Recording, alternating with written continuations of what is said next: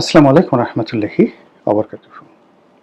সম্মানিত দর্শক, দেশ কিভাবে চলছে এবং কিভাবে চলবে, দেশের কল্যাণ কিভাবে হবে, কিভাবে উন্নতি হবে, এই বিষয়গুলি নিয়ে সামগ্রিক আলাপ আলোচনা যতটা না হচ্ছে তার চেয়ে বেশি হচ্ছে কোন কোন মন্ত্রী কি কি করছেন,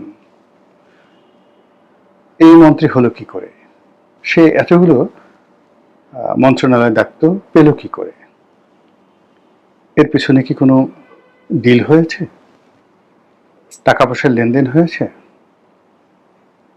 কাউকে কি কিছু দিতে হয়েছে, ইত্যাদি ইত্যাদি নানা রকম নেতিবাচক কথা ঘুরে ফিরে সামাজিক মাধ্যম, টেলিফোনে একে অপরের সঙ্গে আলাপ আলোচনা, চায়ের আড্ডাতে বিএনপি থেকে শুরু করে যারা রাজনৈতিক সচেতন তারা সবাই খুব আলোচনা করছে যে এটা হলো কি করে।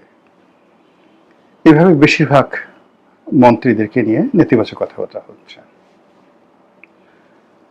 দুই চারজন মন্ত্রী যে নেই যারা প্রশংসিত হচ্ছেন বা যাদের একটা একেবারে সাউন্ড রাজনৈতিক ব্যাকগ্রাউন্ড রয়েছে, যেমন যোগাযোগ প্রতিমন্ত্রী যিনি একসময় ছাত্রদলের সেক্রেটারি ছিলেন, ওই মান্ডা এলাকাতে যিনি থাকেন, এই ভদ্রলোককে নিয়ে খুব ইতিবাচক আলোচনা হচ্ছে। তিনি কেবলমাত্র তারেক রহমান সাহেবের গাড়ির সামনে দৌড় দিয়েছেন এই একটা বিষয়ে ছাড়া তাকে নিয়ে নেতিবাচক কথাবার্তা হচ্ছে না। আর একজন ভদ্রলোক আছেন যেমন কৃষিমন্ত্রী যিনি আছেন, তিনি একজন সফল ব্যবসায়ী, কিন্তু তার বিনয়, ভদ্রতা বা স্বাভাবিক যে আচরণ এটা যে কোনো মানুষকেই মুগ্ধ করবে।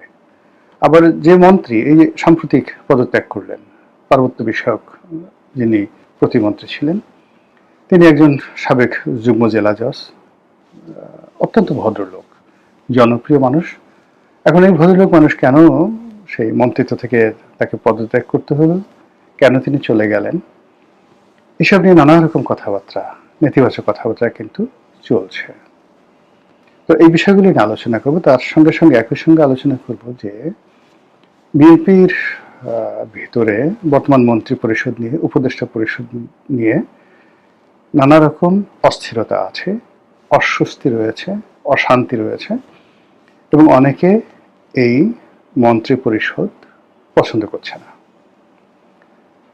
তাদের বক্তব্য হলো যে বিএনপির অনেক অনেক ত্যাগী নেতা রয়েছেন যাদেরকে নির্বাচনে মনোনয়ন দেওয়া হয়নি।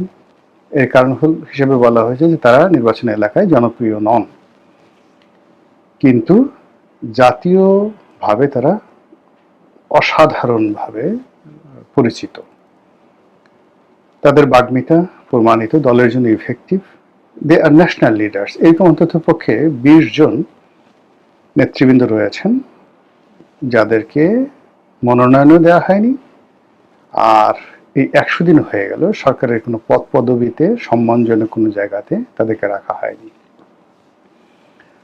যেমন একটা সময় নজরুল ইসলাম খান, বর্ষিয়ার নেতা, তাকে মন্ত্রী বানানো হয়নি, কিন্তু তাকে রাষ্ট্রদূত করে পাঠানো হয়েছিল কুয়েতে।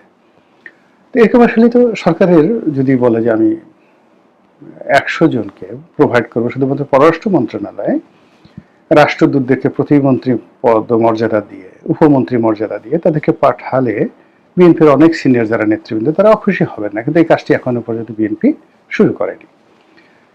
ফলে সামাজিক যোগাযোগ মাধ্যমে যারা এ সকল নেতাকর্মীদের যারা ভক্ত মুরিদান রয়েছেন, শুভানুধ্যায়ী রয়েছেন, তারা প্রতিদিনই এক একটা করে রিল ছাড়ছেন যে মন্ত্রিসভা পরিবর্তন হচ্ছে, এরা মন্ত্রী হচ্ছেন, এরা বাদ পড়ছেন, এই সমস্ত নানা রকম কথাবার্তা, যা কিনা সরকারের যে স্বাভাবিক কর্মকাণ্ড রয়েছে, যে ধারাবাহিকতা রয়েছে কর্মে, সেই জিনিসগুলো নষ্ট করে দিচ্ছে।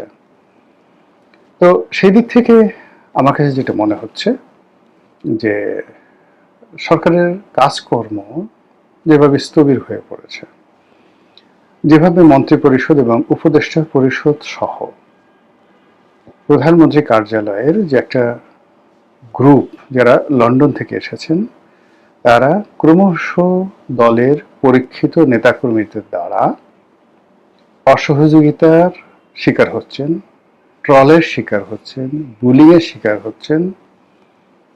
তারপরে ক্ষেত্র বিশেষে মানে এই সমস্ত লোকরা যখন কোথাও যাচ্ছে, দলের সিনিয়র যারা নেতৃবৃন্দ রয়েছেন তারা মুখ ফিরিয়ে থাকেন, তাদের সঙ্গে কথাও বলেন না এবং পেছনে পেছনে আজে বাজে কথা বলেন, ও কোত্থেকে আসছে, কি আসছে।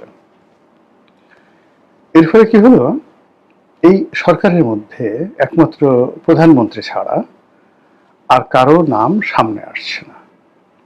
প্রতিটি মন্ত্রী, এমপি, সিনিয়র ধরেন কয়েকজন, মির্জা ফখরুল সাহেব আছেন, তারপরে আমির খসরু মাহমুদ চৌধুরী আছেন, এরকম হাতে গোনা কয়েকজন ছাড়া বাকি সবাইকে নিয়েই কিন্তু ট্রল হচ্ছে, বুলিং হচ্ছে, তাদেরকে নিয়ে গালাগালি করা হচ্ছে।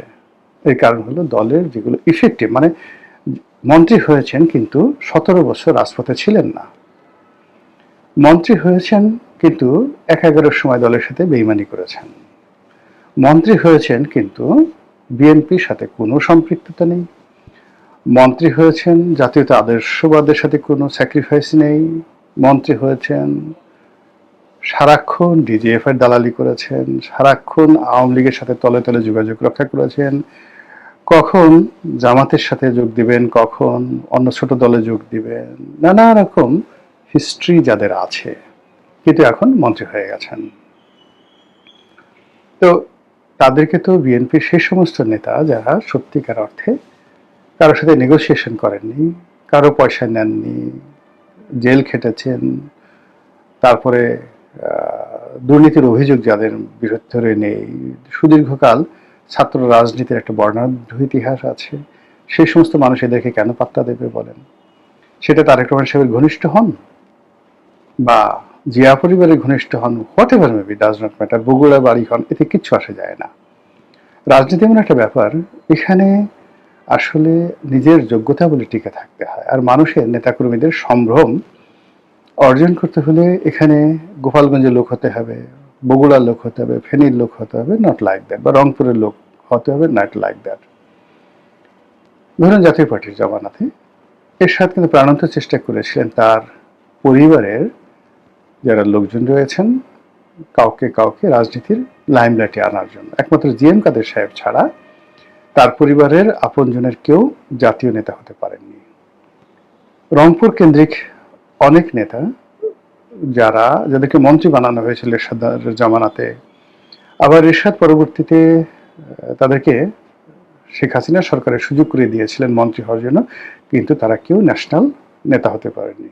জাতীয় পার্টি বলতে ওই আনিসুল ইসলাম মাহমুদ, ওই কাজী ফিরোজ রশিদ, কিংবা ধরুন সেই কাজী ফিরোজ রশিদ বা রুহুল আমিন হাওলাদার, এর বাইরে জাতীয় পার্টি আসলে যেতে পারছে না, মানে নেতা তৈরি করা যাচ্ছে না কোনো অবস্থা। আবার এই গ্রুপে, এরশাদ গ্রুপের মধ্যে জিএম কাদের সাহেব, শামীম হাদের পাটোয়ারি, এই দুজনের বাইরে আপনি কারো নাম পাবেন, এবং এরা সবাই কিন্তু দেখবেন নিজেদের যোগ্যতা বলে তারা আজকের এই পর্যায়ে আসছে, এবং পরিবারের মধ্যে গুতুগুতি করে এই পর্যায়ে আসছে। তারা দয়া মায়ায় বা সুযোগ সুবিধা নিয়ে কিন্তু নেতা হননি। এরপরে যদি আপনি আওয়ামী লীগের কথা চিন্তা করেন, আওয়ামী লীগের যারা আত্মীয় কোটায় দলে বড় বড় পদ পদবি পেয়েছেন, ক্ষমতা দেখিয়েছেন, অনেক আওয়ামী লীগের শুধুমাত্র শেখ পরিবারের সাথে একটু দূরতম সম্পর্ক আছে এরকম লোক যুবলীগ, ছাত্রলীগ, আওয়ামী লীগ, সরকার, মন্ত্রী, এমপি অনেকে হয়েছেন, অনেকে শেখ হাসিনার দয়াতে মন্ত্রী হয়েছেন, এমপি হয়েছেন, অনেক কিছু হয়েছেন। কিন্তু একটা সিঙ্গেল লোকের দেখান তো যে ন্যাশন ওয়াইড, ন্যাশনালি জাতীয় নেতা হিসেবে স্বীকৃতি পেয়েছেন, আওয়ামী লীগ নেতাকর্মীরা তাকে ভালোবাসে, এরকম একটা সিঙ্গেল লোক পাবেন না। শেখ পরিবারের মধ্যে আত্মীয় কিন্তু নেতা হয়েছেন, তারা নিজেদের যোগ্যতা বলে, তাদের শেখ পরিবারের আত্মীয়তা না থাকলেই বরং তাদের ভালো হতো। যেমন ধরেন জাহাঙ্গীর কবির নানক, যেমন ধরেন আবুল হাসনাত আবদুল্লাহ, দে আর পলিটিক্যালি মাস্টার, রাজনৈতিকভাবে তারা পরিপক্ক। ইভেন শেখ সেলিম, শেখ ফজলুল হক মনি, তারা পলিটিক্যালি ম্যাচিউরড। সেখানে শেখ পরিবারের সাথে সম্পর্ক না থাকলেও কিন্তু তারা দাঁড়িয়ে যেতেন। কিন্তু শেখ হাসিনা যাদেরকে চেষ্টা করেছেন, বা যারা শুধুমাত্র দ্বিতীয় জেনারেশন, তৃতীয় জেনারেশন, ইভেন আপনি চিন্তা করেন পুতুলকে বা জয়কে, তাদেরকে রাজনীতিতে আনার জন্য, এস্টাবলিশ করার জন্য এমন কোনো চেষ্টা নাই যে সবাই করেনি, কিন্তু হয়নি, সত্যিকার অর্থে এখনো পর্যন্ত হচ্ছে না। আগামীতে যদি হয় সেটা ব্যতিক্রম একটা ঘটনা। শেখ রেহানাকে বিকল্পভাবে দাঁড়া করানোর জন্য কে না চেষ্টা করেছে, শেখ হাসিনার বিকল্প, কিন্তু হয়নি। একইভাবে ধরেন বিএনপি রাজনীতিতে, বিএনপিতে পরিবার প্রথা ওইভাবে জিয়াউর রহমানের আমলে তেমন একটা ছিল না, কিন্তু বেগম যেহেতু তার ভাই সাইদ ইস্কান্দার থেকে শুরু করে তার অন্যান্য আত্মীয় স্বজন যারা আছেন, কর্নেল জাফর ইমাম থেকে শুরু করে আর অনেককে তিনি প্রতিষ্ঠা করার চেষ্টা করেছেন। তারেক রহমান সাহেব তার বন্ধু বান্ধব, আপনজন, পরিবারের যারা লোকজন, আমাদের আত্মীয়, কোনো কারণে একটু আত্মীয় ঠাত্মীয় হয়েছে বা তার সাথে ভালো সম্পর্ক, এদের অনেককে তিনি নেতা বানানোর চেষ্টা করেছেন। এরা কেউ নেতা হতে পারেনি, বরং মানে এখনো পর্যন্ত সবাই দলের মধ্যে তারেক রহমান সাহেবের সঙ্গে যাদের আত্মীয়তা, বন্ধুত্ব, ব্যক্তিগতভাবে তিনি যাদেরকে স্নেহ করেন, এরা সবাই সাধারণ নেতাকর্মীদের রোষানলে আছে। এটা হলো বাস্তবতা। তো ওখান থেকে বের হয়ে একজন সাইফুর রহমান হয়ে যাবেন, একজন আব্দুল সালাম তালুকদার হবেন, কে এম ওবায়দুর রহমান হবেন, এটার জন্য আসলে লং আউটস্ট্যান্ডিং পলিটিক্যাল পারফরমেন্স দরকার হয়। তো এরকম পলিটিক্যাল পারফরমেন্স রয়েছে বিএনপির অন্ততপক্ষে 50 জন নেতা, যারা এমপি হতে পারেননি কিন্তু এমপিদের বস, এই মন্ত্রী হতে পারেননি কিন্তু মন্ত্রীদের নেতা ছিলেন তারা। তো সেই সকল মানুষকে নিয়ে দলের নেতা কর্মীরা প্রতিদিনই তারা বলছে যে আমার নেতা বা অমুক আজকে মন্ত্রী হবেন, কালকে মন্ত্রী হবেন, পরশুদিন তারা এমপি হয়নি, ওটা হবেন ওটা হবেন। এটা নিয়ে যে টানাপোড়েন চলছে, সেই টানাপোড়েনটা যদি দীর্ঘকাল চলতে থাকে, সরকার কিন্তু মুখ থুবড়ে পড়বে। এর কারণ হলো একটি রাজনৈতিক সরকারে কর্তৃত্ববাদী, যেমন ধরেন শেখ হাসিনা আব্দুর রাজ্জাক সাহেবকে একেবারে পছন্দ করতেন না, তোবাইল আহমেদকে তো নাই, আমির হোসেন আমনকেও তিনি শেষ দিকে একসময় তার খুব প্রিয় ছিল, কিন্তু তিনি পছন্দ করতেন না। কিন্তু দলে তাদেরকে পদ পদবি দেওয়া থেকে শুরু করে তাদেরকে মন্ত্রিত্ব দিতে বাধ্য হয়েছিলেন। আবার ধরুন মতিয়া চৌধুরীর অনেক যোগ্যতা, ভীষণ রকম যোগ্যতা, শেখ হাসিনা তাকে খুবই ভালোবাসতেন, কিন্তু আওয়ামী লীগ তার মৃত্যুর পূর্বক্ষণ পর্যন্ত তাকে গ্রহণ করতে পারেনি, কখনো গ্রহণ করতে পারেনি। সেম সুরঞ্জিত সেনগুপ্তের একই অবস্থা। অন্যদিকে আব্দুল সামাদ আজাদের মতো যারা এমিনেন্ট লোকজন আছেন, তারা সবকিছুর ঊর্ধ্বে এখনো সেই সিলেট অঞ্চলে তাদের যে কর্তৃত্ব, এটা আপনি অস্বীকার করতে পারবেন না। এই একই প্রথা কিন্তু বিএনপিতেও আছে। বিএনপি যে সকল প্রোডাক্টস ছাত্রলীগ থেকে নয়, ছাত্রদল থেকে আসছে, যারা রাজপথে গত 17 বছর কাজ করেছে, একাগারের সময় দলের সাথে বেইমানি করেনি, সেই সকল মানুষদেরকেই বিএনপির নেতাকর্মী, জেলা পর্যায়ে প্রান্তিক যারা আছে, তারা হৃদয় থেকে ভালোবাসে, মন থেকে ভালোবাসে। এক, আর এই সকল নেতাদের আপনি কোনো কিছু না দেন, তাদেরকে ক্রস ফায়ারে মেরে না ফেলা পর্যন্ত এদের সামনে সাইকোলজিক্যালি আপনি 10টা মন্ত্রণালয় দিয়ে কোনো মন্ত্রীকে বানান, ও ঠিক মতো বসতে পারবে না, ইম্পসিবল।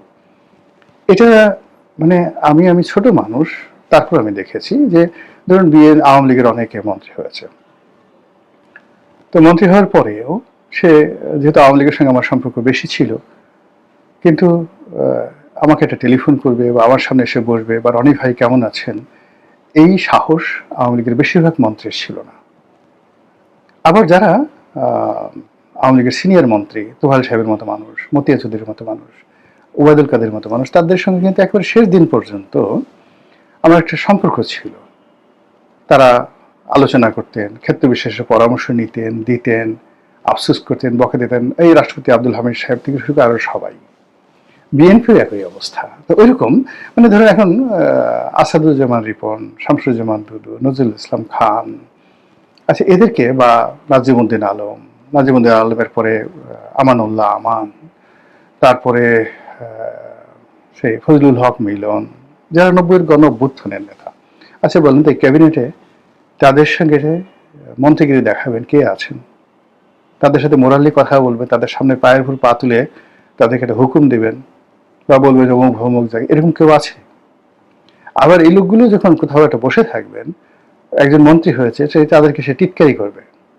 আপনি, আমি একটা জাস্ট বাস্তব উদাহরণ বলি, যেমন আওয়ামী লীগের 3-4 জন মন্ত্রী, তা আমি, তোফাইল ভাই, রাজু ভাই, সুরঞ্জিত দা বসে আছি সংসদ ক্যাবিনেটে, আমরা খুব আড্ডা মারছি।